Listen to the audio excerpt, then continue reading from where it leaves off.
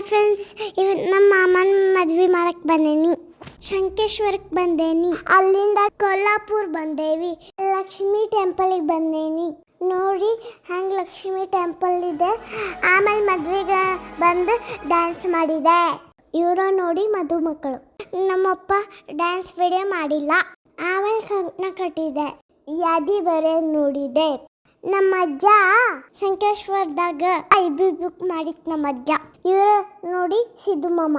ಬೆಳಗ್ಗೆ ಎದ್ವರಿದ್ರಾಗ ಅರ್ಶನ ಎಲ್ಲ ಆಡಿ ಮುಗಿಸಿದ್ರು. ಮತ್ ಬೆಳಗ್ಗೆ ಸ್ವಲ್ಪ ಡ್ಯಾನ್ಸ್ ಮಾಡಿದೆ.